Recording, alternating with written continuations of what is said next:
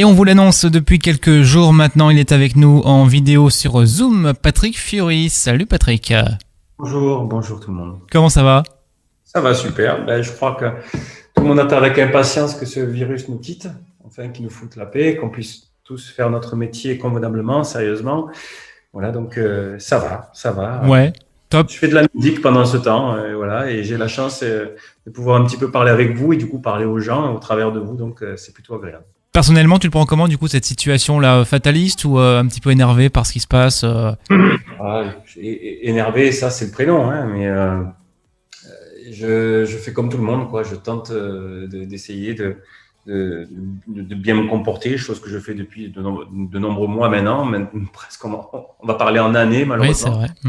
Voilà, mais voilà, j'applique les gestes barrières, je fais attention à tout, même beaucoup plus que ce qu'il faudrait. Mais voilà, je pense aux gens, quoi. Je pense à moi, bien évidemment. Je pense aux gens autour. Je pense aux restaurateurs. Je pense au corps médical. Je pense à tous ces gens qui pour certains, attendent d'avoir du boulot et pour tout le corps médical qui a un travail incroyable à faire. Voilà.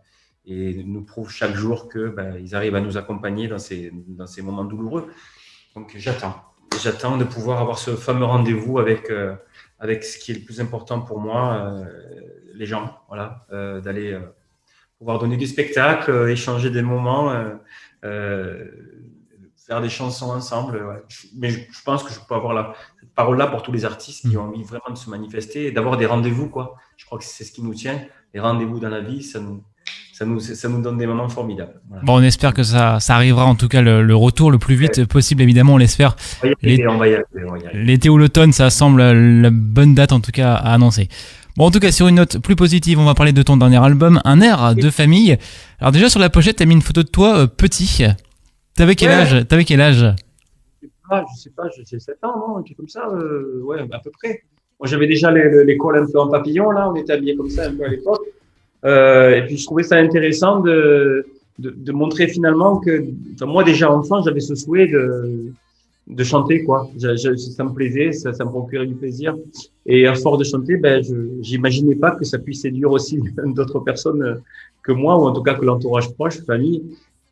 Et j'ai eu envie de faire ce petit décalage entre l'enfant que j'étais, qui n'a jamais perdu ses rêves et ses envies, et l'homme que je suis devenu. Finalement, il y a juste un élément très perturbateur qui est venu en plein milieu, c'est la musique. Voilà. Et l'envie d'offrir, l'envie de donner du plaisir aux gens, de leur raconter des histoires, de leur chanter des chansons.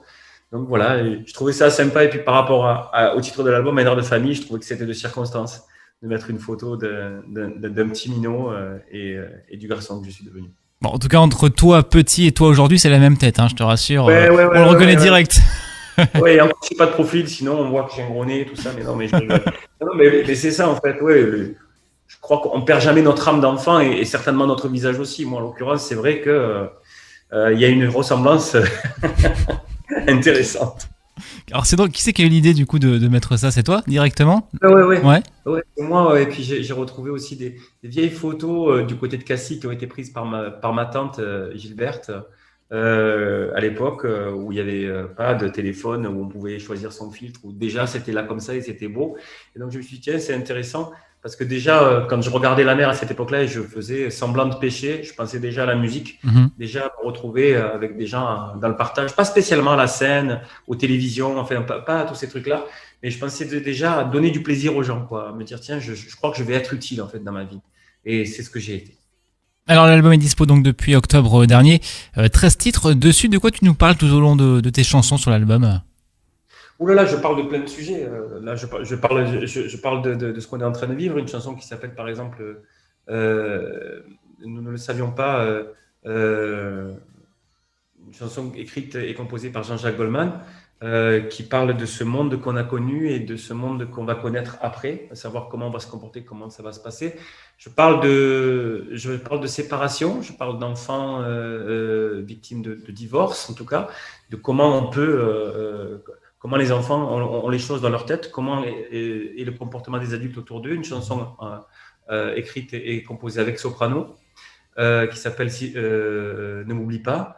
Ensuite, il y a une chanson avec lui aussi qui s'appelle Si tu tombes, une chanson sur l'amitié, parce que moi, l'amitié, c'est quelque chose d'important. Je parle de l'enfance avec avec Florent Pagny.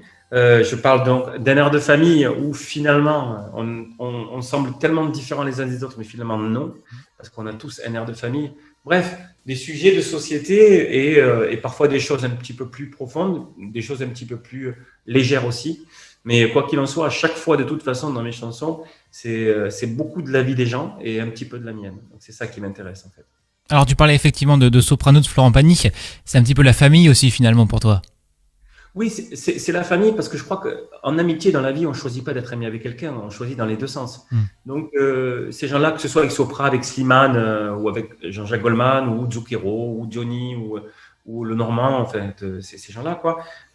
C'est une envie commune de travailler à un moment ensemble, ou peut-être pour longtemps, c'est le cas, parce qu'on a des choses en commun, quoi. On a déjà envie de faire des chansons et puis envie de raconter des histoires. Et quand on s'aperçoit qu'on a une partie de l'histoire et que l'autre personne en face a l'autre partie, ben, on décide de faire une histoire ensemble, quoi. Et c'est pour ça que j'ai de belles collaborations depuis de nombreuses années, des envies d'amitié des deux côtés. Et ben, ça donne, entre autres, cette amitié avec Soprano qui, de jour en jour, je peux vous le dire, nous renforce encore plus fort, quoi.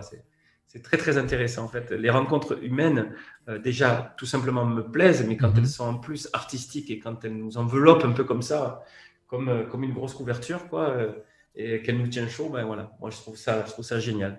Et alors parmi les rencontres, il y a également Angelina que tu as pu coacher dans The Voice Kids. Angelina, qui est reparti avec le trophée de The Voice Kids. Mais oui, mais Angelina, elle grandit là, elle est en train de faire un album. Sa tournée a été malheureusement reportée par rapport aux événements. Mais voilà, je la suis de près, Angelina, une famille formidable, une artiste géniale qui, je pense, va jamais cesser de nous surprendre. Elle est en train de faire de belles choses, oui. Et donc, sur l'album, il y a Angelina, une chanson qui s'appelle « Sur les épaules de mon père ». Je trouve que c'était intéressant parce que moi, petit, j'étais sur les épaules de mon papa et je voyais la vie sous un angle différent. Et j'avais envie d'exprimer ce sentiment. Et j'ai rencontré un papa il n'y a pas longtemps qui a écouté l'album et qui m'a dit « c'est ma préférée, celle-là ». Quand j'étais petit, j'étais sur les épaules de mon papa et j'avais le sentiment d'être invincible. Je comprends vraiment ce qu'il veut dire. Comme quoi ça parle hein, finalement les histoires du quotidien. Alors Angelina, dès sa victoire, tu savais que tu voulais faire un titre avec elle ou c'est venu après un petit peu par la suite?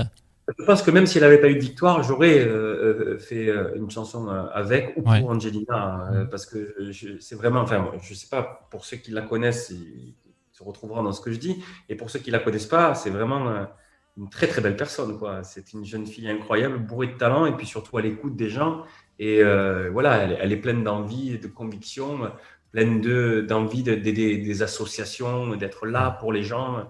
Voilà, et c'est pas juste un truc genre fake, c'est pas juste je veux le faire pour être. Je pense qu'elle est profondément comme ça et qu'elle a le don de soi et qu'elle a envie d'aider les autres. Donc je trouve ça génial. Ça fait partie de l'éducation aussi, mais déjà que ça commence si tôt, je pense que si ça continue comme ça peut devenir une enfoirée, si vous voyez ce que je veux dire. Effectivement, dans le bon sens du terme. Au milieu des restos du cœur peut-être, parce qu'elle a cette conviction et cette bienveillance. Alors pour continuer dans la parenthèse The Voice, tu seras coach dans la saison anniversaire qui a lieu dans les prochains mois.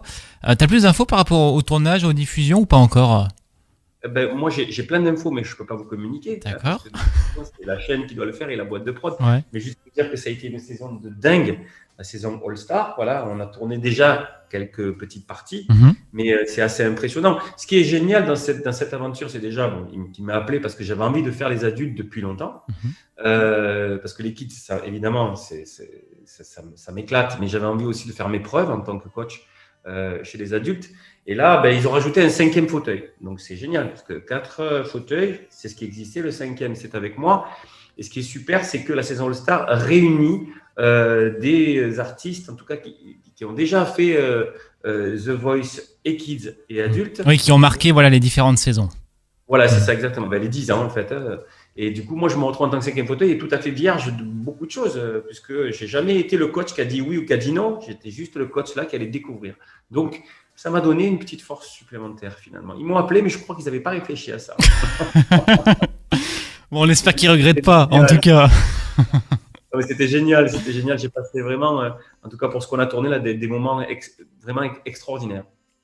Alors pour revenir du coup là sur l'album, tu as choisi récemment le titre On se love comme nouveau single qu'on vous a fait découvrir là sur leur FM, un titre porteur d'espoir hein, finalement vu la situation qui est toujours compliquée en ce moment. Ouais, ne pas perdre l'envie de se lever, l'envie de s'aimer, l'envie de dire aux gens encore qu'on les aime, parce que on est dans une période tellement anxiogène.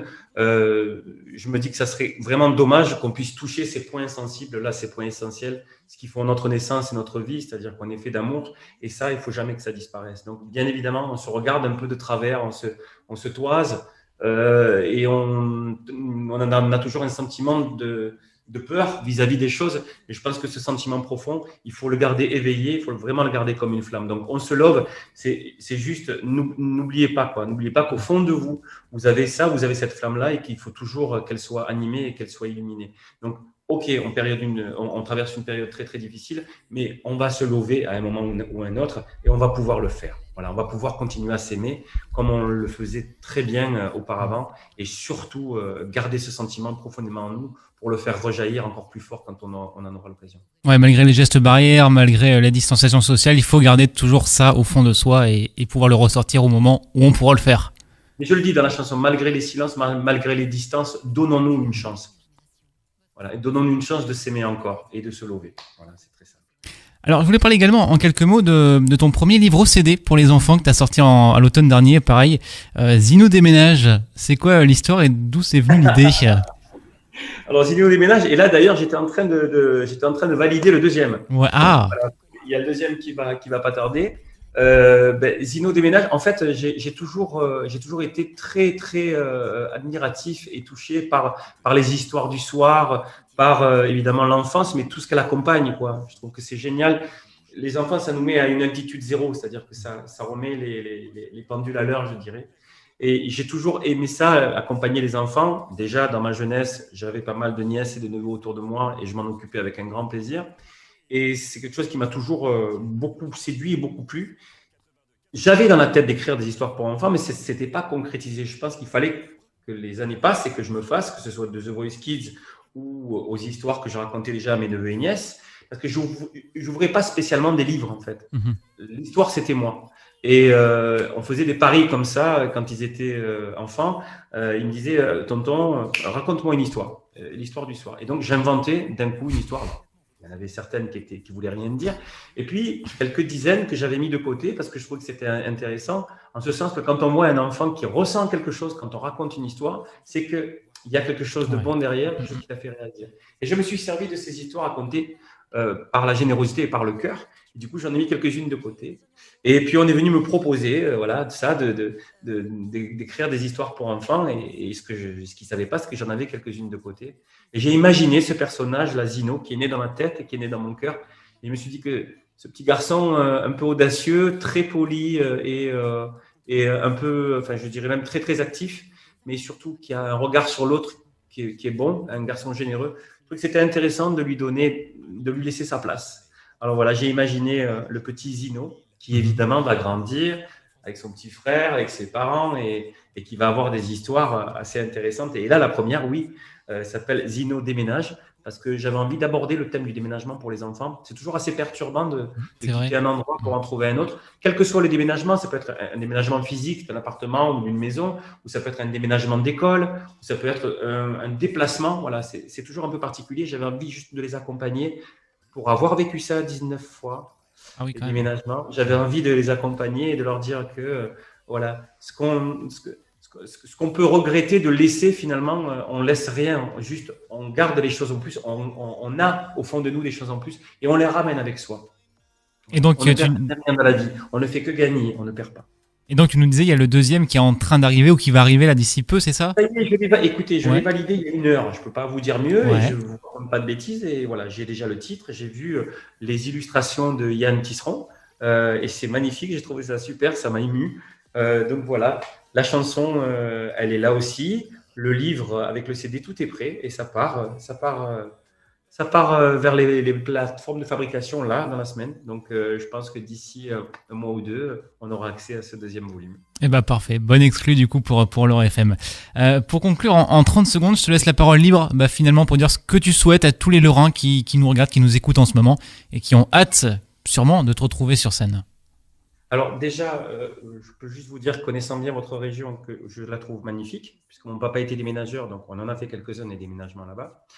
Ça, c'est la première chose. La deuxième chose, vous dire que je me languis de vous retrouver, d'avoir des rendez-vous et de pouvoir venir chanter, faire mon métier, ma passion auprès de vous. Et Dieu sait si ça me manque beaucoup, avec vous, avec les autres bien sûr, mais là, en ce qui concerne, je vous parle à vous, et vous dire aussi qu'on va s'en sortir de tout ça. Voilà, je suis pas le mec, le mec porteur d'espoir, mais en tout cas, je garde ce sentiment d'espoir profond en se disant que on va y arriver si on fait attention avec ce qu'on nous a annoncé là, avec tout ce que l'État nous a annoncé. Je pense qu'on peut arriver à essayer de se lever, à essayer de se retrouver si on est bien sérieux avec tout ça. Donc, première chose, soyez bien sérieux. Deuxième chose, surtout prenez soin de vous et prenez soin des gens autour de vous que vous aimez. Voilà. Avec les beaux jours qui arrivent avec le soleil, ça va nous donner un petit peu plus le sourire. On va prendre un petit peu des couleurs. Voilà. Et puis, j'espère que la suite va suivre et vous savez à quel point elle est importante. Et gardons l'espoir également, c'est super important. Toujours, toujours. L'espoir fait vivre. Ce dicton-là, on l'a pas inventé pour rien. On va y arriver. Eh ben super, merci beaucoup Patrick Fury d'avoir été avec nous cet après-midi. Avec grand plaisir. À la prochaine. À bientôt.